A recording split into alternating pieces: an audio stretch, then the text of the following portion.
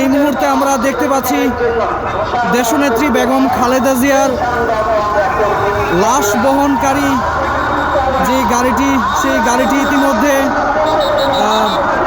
এসে পৌঁছেছেন এবং সংসদ ভবনের দক্ষিণ প্লাজা মানিক মিয়া এভিনিউর দিকে আসলে আগাচ্ছেন। আপনারা দেখতেই পাচ্ছেন জাতীয় পতাকা মুড়িত গাড়িটি কিন্তু আমাদের পাশ করে চলে যাচ্ছে দেশনেত্রী বেগম খালেদা জিয়ার বহনকৃত গাড়িটি। সুপ্রদর্শক, এই মুহূর্তে কিন্তু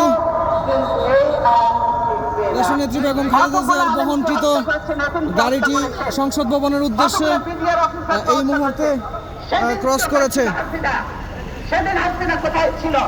এতগুলো অফিসারকে মারলো, ৫৭ জন অফিসারকে হত্যা করলো।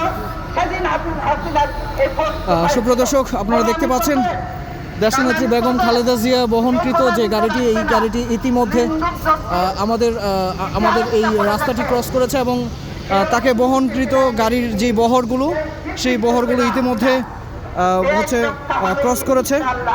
সুপ্রদর্শক, আপনারা দেখতেই পাচ্ছেন রাষ্ট্রীয় মর্যাদায় দেশনেত্রী বেগম খালেদা জিয়াকে কিন্তু ইতিমধ্যে সংসদ ভবনের দক্ষিণ প্লাজায় নিয়ে যাওয়া হচ্ছে, যেখানে আজকে দুপুর 2টায় জানাজা হওয়ার কথা রয়েছেন।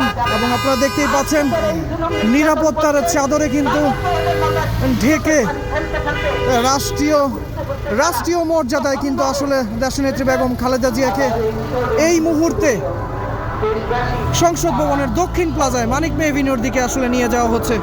সুপ্রদর্শক, আমি যেমন থাকি, যেখানেই থাকি,